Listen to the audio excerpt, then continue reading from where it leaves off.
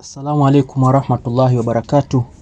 Karibuni katika darsa za Mwalimu Abul Hassan Jumar, mtaalamu wenu wa elimu za namba, kutafsiri ndoto mbalimbali na kutatua shida mbalimbali. Ikiwa tuko tuelezea katika mfululizo au katika utaratibu wetu wa matukio kwa kipindi fulani, maana inakuwa tuelezea kwa kipindi cha mwezi, na haya imekuwa nikialeta kwenu kuonesha njia ili watu waweze kujua na kujiandaa kwa ajili ya kuyaelekea mambo kama hayo. Kuna yale matukio ambayo yatakuja ni kwa ujumla kwa kila mtu na nyota yake, na yatakuja yale yatakayokuwa ni mahsus kwa kila mtu katika nyota yake. Haya yatakayokuwa kwa ujumla yatakuwa ni kwa nyota zote. Tukianza na nyota ya kwanza ambayo ni nyota ya Kondoo, katika kipindi hiki cha kuanzia tarehe 25 ya mwezi wa 4 mpaka tarehe 22 ya mwezi wa 5, ambapo tumeelezea ndio kipindi cha matukio ya mwezi mzima au matukio ya mwezi kwa kila nyota.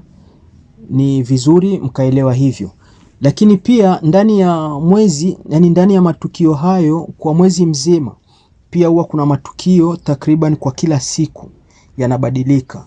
Sasa nilipendelea zaidi kuelezea kwa mwezi mzima kwa sababu ya kila siku ndio naandaa utaratibu maalum wa kwa naweka kwa kila siku, na hiyo mtaona katika mitandao ya kijamii. Tutaweka vipindi maalum kwenye TikTok, tutaweka pia kwenye Facebook, pia tutaweka katika Instagram. Kwa hiyo tukianza katika mfululizo wa matukio ya kila mwezi ni kama ifuatavyo. Nyota ya kwanza ambayo ni Kondoo, uadui utakuwa ni mkubwa katika kipindi hiki, ambapo nimeelezea ni kuanzia tarehe 25 ya mwezi wa 4 mpaka tarehe 23 ya mwezi wa 5. Uadui, huzuni, maisha yatakuwa si mazuri katika mipango yako. Yani mipango ni kwa ujumla, kwa sababu kutaka mipango, kuna mipango ya safari, kuna mipango ya kusoma, mipango ya biashara, mipango ya mahusiano, lakini kwa ujumla itakuwa ni huzuni, maana hakuna utakachokifanikiwa. Na wale ambao waliokuwa na mahusiano, yani mwanamke ana mumewe au mwanamume ana mkewe, nasema mahusiano au ndoa, au wale wenye uchumba, wajue pia vile vile mambo yatakuwa sio mazuri, na wachumba zenu watakuwa ni wenye maradhi, watasumbua zaidi katika magonjwa au afya. Pia vile vile mna hatari itakayojitokeza ya kupoteza vitu vyenu, ima kuibiwa, kudanganywa, itajitokeza zaidi katika kipindi hiki. Katika nyota hii ya Kondoo, upande wa mahusiano, yani mvuto utaongezeka, lakini uepuke haraka ya maamuzi. Pia vile vile upande wa kipato, fursa mpya itajitokeza, lakini ujihadhari na matumizi makubwa. Na upande wa nyota ya pili ambayo ni nyota ya Ng'ombe, ni kipindi kizuri cha kuanzisha mambo yako, kufuatilia mambo yako, wale wanaofuatilia kazi, wanaofuatilia mipango, na haswa kipindi kama hiki ni wakati mzuri wa kuweka connection, yani mawasiliano, ya kutafuta mawasiliano, kutafuta mipango, kutafuta ukaribu na watu mbalimbali. Na pia vile vile kujiandaa katika mambo yenu ya kiuchumi. Si lazima iwe ndani ya mwezi huu ndio ilete mafanikio, lakini hata kwa miezi inayofuata italeta mafanikio. Pia vile vile ni wakati mzuri wa kuangalia afya zenu, ni wakati mzuri, lakini safari za mbali hasa zinazohusisha maji ni safari zitakazokuwa ni nzuri. Na upande wa mahusiano katika nyota hii ya Ng'ombe, ni wakati mzuri wa kujiweka katika umakini, na pia unaweza ukaimarisha huo uhusiano wako. Kwenye nini zaidi? Ni kwenye mawasiliano zaidi. Usiwe mzito katika mawasiliano. Na upande wa kipato, mapato ya polepole yanahitajika, lakini yatakuwa ya uhakika.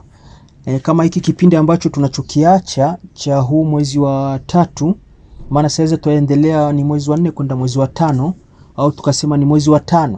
Lakini huu mwezi wa 4 maana ilikuwa ni kipindi sio kwenye mapato kuharakia, kwa sababu ilikuwa ni kipindi cha kujiwekea akiba na kutumia muda mwingi zaidi kufikiria ni jinsi gani utakavyoweza kutoka katika hali uliokuwa nayo sasa hivi.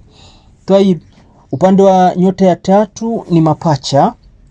Katika kipindi hiki cha mwezi, yani matukio ya nyota kwa mwezi, watu watakuja kuhitaji misaada, ni vizuri ukawasaidia. Kisingizio cha kusema mambo si mazuri, hali ni ngumu, si wakati wake. Toa japo kidogo, kwa sababu utakuwa unaendana na wakati, inakuwa unajiongezea baraka zaidi, kwa sababu kwenye kutoa ndivyo unavyopata kuingiza. Tofauti na fikra za watu wengine kwamba kwenye kutoa unajikwamisha, haiko hivyo. Naam. Alafu ni wakati wa kusaidia ndugu, majamaa na wale watakaokuja kuhitaji mikopo, misaada ya pesa, ni wakati wa kuwasaidia. Lakini upande wako pia uelewe utapata heshima kubwa, unayo nafasi ya kupata hata vyeo au kupata fursa zaidi za kuongeza kipato. Upande wa mawasiliano yatakuwa ni muhimu zaidi, ukaongeza mawasiliano za mara kwa mara. Usianze kujuta kwa nini umekuwa ni mtu wa mawasiliano zaidi kwa mpenzi wako au kwa huyo mchumba wako, isiwe hivyo. Na upande wa kipato, fursa zitakuwa ni nyingi, lakini pamoja na wingi huo ni vizuri ukachagua zile fursa ambazo zitakazokuwa ni makini zaidi. Yani fursa zinakuwa ni nyingi, lakini kuna zile za kuangalia. Na upande wa nyota ya 4 ambao ni Kaa, kipindi hiki cha mwezi tumeelezea, tunaanzia tarehe 25 ya mwezi wa 4 mpaka tarehe 23 ya mwezi wa 5. Hiki ni kipindi cha matukio ya nyota zetu. Lakini pia nimeelezea ndani ya kipindi cha mwezi kuna matukio ya kila siku.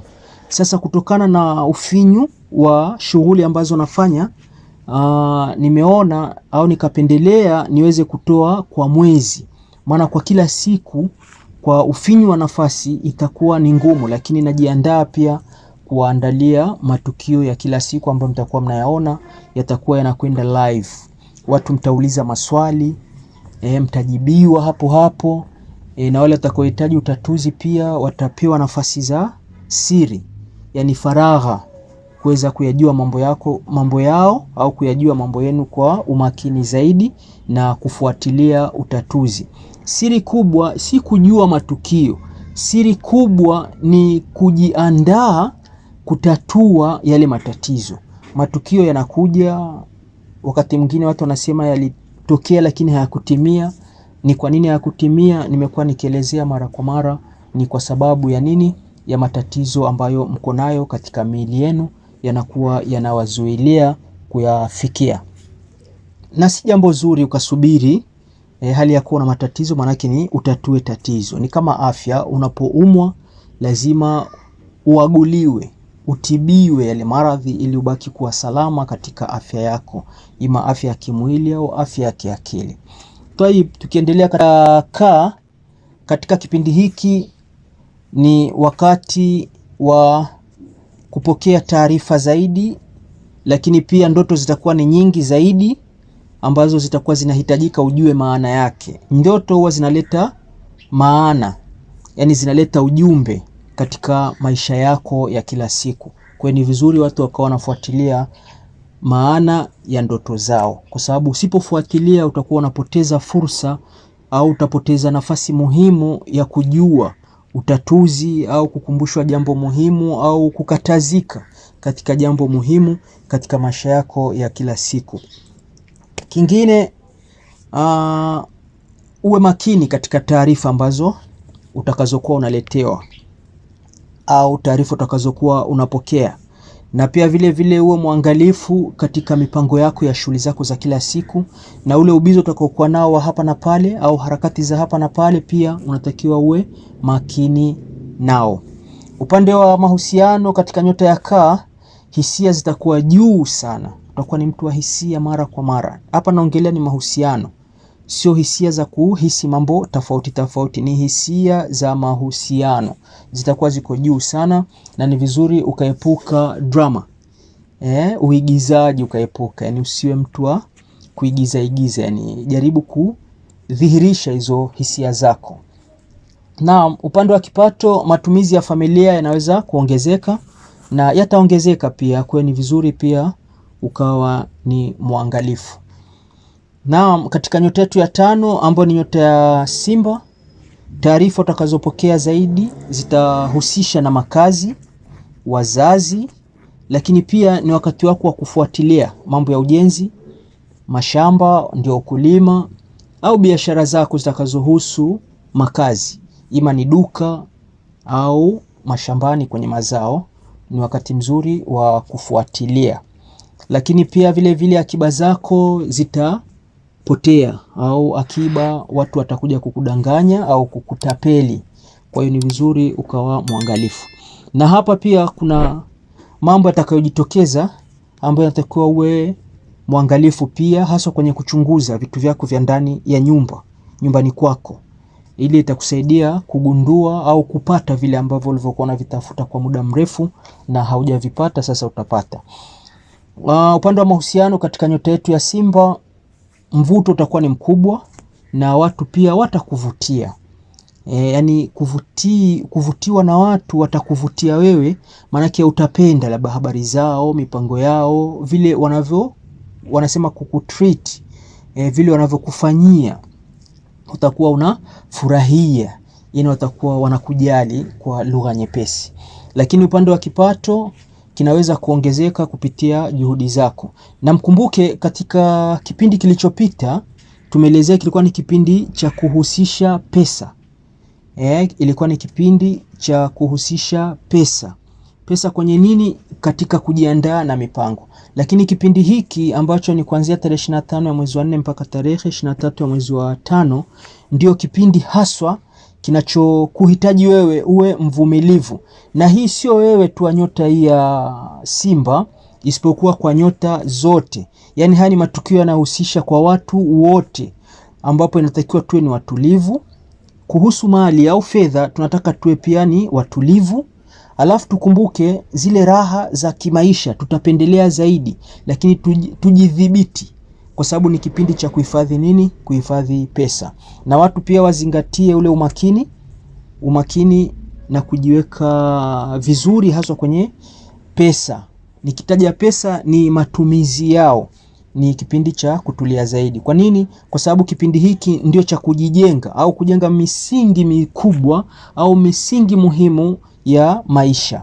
Kwa hiyo utaona hapa utapangilia au utapanga pesa, maanake zitakusaidia kwa wakati unaofuata. Kwa nyota ya 6 ambayo ni nyota ya Mashuke, kipindi hiki utakuwa na furaha zaidi, utapenda kufanya starehe, utaona unapenda tu kufanya starehe, utaki kujinyima, yani unajiachia zaidi. Lakini kipindi hiki kwa watu wote, haswa wanaume, watapata tuhuma kutoka kwa wapenzi wao. Na pia ni kipindi cha kuangalia watoto au kizazi yani. Na wale ambao mlikuwa mnatafuta ujauzito ni wakati mzuri, na wale ambao mlikuwa mnao tayari mnataraji kujifungua ni matumaini yangu, na ninawaombea pia mjifungue salama. Toa upande wa kipato katika nyota hii ya Mashuke, ni vizuri ukapanga bajeti zako vizuri. Lengo ni kuepuka hasara. Na upande wa mahusiano utahitaji uaminifu zaidi, na ile kujiweka wazi zaidi, na uwe muangalifu zaidi katika mahusiano katika nyota yetu ya Mashuke. Na nyota ya 7 ni nyota ya Mizani. Katika kipindi hiki cha nyota ambapo tumeelezea ni mwezi, magonjwa yatajitokeza mara kwa mara. Lakini pia unayo nafasi ya kuachana na mpenzi wako kama usipokuwa muangalifu. Patatokea ishara mbalimbali za kupelekea kuachana au kutengana. Sasa hatupendelei hali hiyo itokee. Kwa ni vizuri ukajitahidi kama utaweza, na kama usipoweza ni vizuri ukapata ushauri wetu wa kitaalamu zaidi. Na upande wa vitu mtegemee kuibiwa, mtaibiwa vitu vyenu. Na wale ambao walikuwa wanafuatilia ajira au mipango ya kazi, ni wakati mzuri kwa sababu ni wakati wa mipangilio ya kipesa. Na upande wa mahusiano katika nyota ya Mizani, inahitajika uwe na nguvu zile za kuwa romantic, yani una mvuto. Kwa sababu hii ndio itakupelekea katika mambo yako ya mahusiano kukufanya ukafanya vizuri. Na pia vile vile bado ile hali ya kuonesha huo mvuto itajitokeza zaidi kwako, na usiziwie, iachilie ili ikuletee matunda katika mahusiano uliokuwa nayo. Upande wa kipato katika nyota ya Mizani, ni fursa za ushirikiano zitakusaidia zaidi. Kwa kile utakapoona watu wanakuletea taarifa, wanahitaji misaada, kwa namna yoyote ile, lazima uoneshe ushirikiano, lengo itakusaidia zaidi. Si lazima upate kwa sasa hivi, lakini kwa wakati ujao itakuwa ni msaada kwako. Katika nyota ya 8 ambayo ni nyota ya Nge, katika matukio ya mwezi wetu huu ni wakati wa kuongezeka wivu.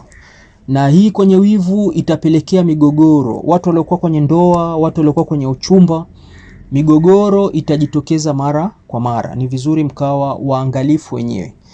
Na kama ilikuwa inaendelea tokea nyuma, basi ni kipindi cha kutafuta utatuzi. Watu wengi wamekuwa hawafuatilii utatuzi. Wao wamekuwa wanafuatilia matukio tu. Na mimi nimeelezea mara nyingi, matukio yanakusaidia kukuonesha tu hali ilivyo. Lakini kama tatizo lipo, linatakiwa litatuliwe. Si kukaa unaona matatizo yapo na vumilia. Hayataondoka matatizo kama hayakuondolewa. Lakini ni wakati mzuri wa kutekeleza mahitaji yako au malengo yako. Kama ulitaka kujenga, ni wakati mzuri wa kujenga. Kama ulitaka kuoa, ni wakati mzuri wa kuoa. Kama ulitaka kuanzisha biashara, kuanzisha makazi mapya, katika ile mambo ya faida zaidi katika maisha yetu ya kila siku, haswa maisha ya mjini. Wale wanaokudai pia ni wakati mzuri ukawalipa madeni yao japo kidogo. Na pia kuna taarifa utakazopata za mialiko, ni vizuri ukafuatilia. Upande wa mahusiano kama nilivyoelezea, kuna hitajika, yani mawasiliano yale ya ndani, ukaribu wa ndani zaidi. Hii itakusaidia katika mahusiano yako. Lakini pia uepuke wivu zaidi kwa huyo unayempenda au huyo ambaye uko naye. Na upande wa kipato, siri zako za mafanikio zitaanza kuzaa matunda. Na ukichukulia katika kipindi hiki, ni kama nilivyoashiria, tunahitaji tuwe ni watulivu, na zile raha za kupenda maisha tusubiri kwanza, lakini ni wakati wa kuhifadhi mali zetu au fedha zetu. Katika kipindi hiki cha mwezi wa hii nyota, ni kwa watu wote, itakuwa ni vizuri watu wakaweka malengo yao ya muda mrefu. Nikisema malengo ya muda mrefu, si kwamba umepata alafu ulikuwa una mipango yako zamani ukasema sasa ndio utumie. Yawezekana zikiondoka hizo pesa ukapata taabu ya kurejesha tena. Kuna watu wakishapoteza zile pesa zao wanapata taabu tena kupata pesa nyingine. Sasa unakuta mtu anataabika, anaanza kujuta kwa nini alifanya kitu fulani, angesubiri. Sasa haya mambo ya kusubiri, ndio maana tunakuwa tunawafichulia mambo kama haya, tukiwa tunawapa mwongozo katika maisha yetu ya kila siku. Katika nyota ya 9 ni nyota ya Mshale. Katika kipindi hiki cha matukio kwa mwezi, maana yake ni wakati wa wasiwasi, mambo mengi hayatatimia, watu watakufanyia mambo mabaya, utaona kabisa. Kwa hiyo inatakiwa uwe na uvumilivu na subira. Lakini taarifa nyingi zitazokuja au utakazopokea hazitokuwa na faraja kwako, hazitokuwa za furaha, zitakuwa za masikitiko, yani kusikitisha zaidi, kukuongezea hofu zaidi. Kwa hiyo ni wakati mzuri wa kufuatilia maombi zaidi, kufanya maombi kwa wingi, kutatua matatizo yaliyokuwa nayo katika mambo yako kwa mara. Lakini ni wakati mzuri wa kupata muda wa kupumzika, kuituliza akili. Kuna watu wakishakuwa na matatizo akili hazitulii. Lakini ni wakati wa kutuliza akili. cha msingi ni kujua nina tatizo. Fuatilia utatuzi wake, lakini akili tulize. Usiwe na wasiwasi zaidi, utaongeza pressure, alafu utaibua maradhi mengine katika mwili wako.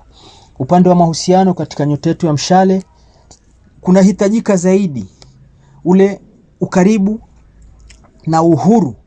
Yani ujipe uhuru, lakini pia ujipe na ule ukaribu. Ukifanya hivyo itakuwa ni furaha zaidi, japokuwa itakuletea changamoto, lakini itakuwa ni furaha zaidi. Na upande wa kipato, safari au zile fikra mpya, basi ujue zitaleta pesa katika nyota hii ya mshale. Na upande wa nyota yetu ya 10 ambayo ni nyota ya mbuzi, katika kipindi hiki utasikilizwa haja zako, malengo yako, lakini ni wakati mzuri wa kufanya safari za mbali. Kwa wale ambao wanaofuatilia masomo pia ni wakati mzuri wa kuongeza maarifa. Lakini ni wakati ambao unatakiwa sasa kujiangalia katika yale mambo ambayo yatakuletea faida zaidi, ambayo ni ya kutekelezewa haja zako. Na ukiona unaahidiwa haitekelezeki, basi ujue una matatizo katika mwili wako yanahitajika kuondolewa. Upande wa mahusiano katika nyota hii ya mbuzi, inatakiwa katika maongezi yako sasa uwe makini zaidi. Umakini nini? Ni kuhusiana na future yako. Kwa sababu unaweza ukajikuta unaongea vitu vya ajabu ajabu alafu ukaharibu mustakabali wako, yani future yako, mambo yanayokuja ukajikuta unayaharibu katika mahusiano. Kwa hiyo uwe serious kwenye maongezi, yani uwe makini, sio kuongea tu chochote basi ukaona tatizo nini, haiko hivi, utaharibu. Na upande wa kipato, kukua sasa kutakuwa kwa uthabiti, kwa uhakika, na pia endelea kujituma katika mambo hayo ya kipato. Naam, upande wa nyota yetu ya 11 ni nyota ya ndoo. Katika kipindi hiki cha matukio ya mwezi, utegemee kupata mashauri mbalimbali na utegemee kutoa misaada kwa walezi, wazazi, haswa wazazi wa kike, na utegemee kupata kazi nzuri, mipango mizuri, kupata heshima. Na hii itakuja kufanikiwa ikiwa huna mikosi, lakini kama utakuwa na mikosi utaona mipango inakuja mikubwa lakini haitimii. Unakutana na watu wakubwa mashuhuri ambao wangekusaidia wakakupa connection, lakini unashangaa connection hazina matunda yoyote. Na upande wa mahusiano, inatakiwa uangalie, usikubali kabisa kila connection, usikubali kila mipango unayopewa, usikubali. Uwe muangalifu sana katika mambo yako ya mahusiano, katika kila unachoelezewa. Lakini upande wa kipato, zile fikra utakazokuwa nazo basi ujue zitaleta kipato. Hizo fikra ulizokuwa nazo ni vizuri ukaziboresha. Kuna fikra utaona zimekuja, zile zitakazokuja upande wa nyinyi wa nyota ya ndoo, basi utaona zitaleta faida au zitakuletea kipato. Na kipato kikubwa au kidogo, mara nyingi nimekuwa naelezea, inategemea na bahati ulizonazo. Nikisema bahati pia ni yale maandalizi utakayokuwa nayo. Kama una mikosi, maana yake utapata kipato kidogo. Na kama hauna mikosi, basi utaona kipato kinakuja ni kizuri. Iko hivyo. Lakini nyota yetu ya mwisho kabisa ni nyota ya samaki. Katika kipindi hiki cha nyota, matumaini yatakuwa ni mazuri. Utapata mialiko mbalimbali, utashukuriwa zaidi, marafiki wataongezeka pia, utakuwa ni mtu mwenye furaha zaidi. Na ikiwa huna mikosi, basi utazidi kufanya vizuri zaidi. Na pia vile msisahau, katika kipindi hiki cha mwezi kwa watu wote ni kipindi kizuri, kwa sababu ni wakati wa kuanza vitu ambavyo vitakavyodumu. Vitu vitakavyodumu nini? Kuanzisha biashara, kuweka akiba, na pia kuwa na mipangilio, kuwa na nidhamu, mipango katika hivyo mnavyotaka kufanya. Japokuwa utafanya ni kidogo kidogo, japo utaanza kidogo kidogo au utaona inakuja kidogo kidogo, lakini itakuwa ni kwa uthabiti zaidi. Ni vile wasema slowly but surely. Utaona kitu kinakuja ni kidogo kidogo, lakini kinakuwa ni cha uhakika, na ndio tunapendelea iwe hivyo. Upande wa mahusiano katika nyota yetu ya samaki, ni vizuri ukawa ni mwenye kuvutia, ukawa romantic, uwe mwenye kuvutia, lakini pia uwe makini na udanganyifu. Unaweza kuonesha mtu unamfanyia romantic, kumbe anakudanganya. Sasa ni wewe ndo unatakiwa ufanye hiyo romantic yako, lakini uwe makini. Upande wa kipato katika nyota yetu ya samaki, kipato kinaweza kuongezeka kupitia ubunifu wako. Kadiri utavyofanya ubunifu na ndivyo kipato utakavyo kipata zaidi. Lakini yote kwa yote, wapendwa wafuatiliaji wa darasa za Mwalimu Abalhassan Jumar, nimekuwa nasisitiza zaidi watu kuangalia mambo yao, wapate kujua palipo mikosi iweze kuondolewa. Na mikosi huwa ikiondolewa unaona mambo kabisa yanakuwa ni mazuri. Na yakiwa mazuri ndio furaha yetu. Asanteni sana kwa kunisikiliza, na kwa mawasiliano zaidi na utatuzi mbalimbali, mawasiliano ndio hayo. Asanteni sana. Ni mimi Mwalimu Abalhassan, mtaalamu wenu wa elimu za namba na kutafsiri ndoto mbalimbali na kutatua shida mbalimbali na matibabu ya kishaitani, matibabu ya kiroho, matibabu ya majini na miili yetu. Asanteni.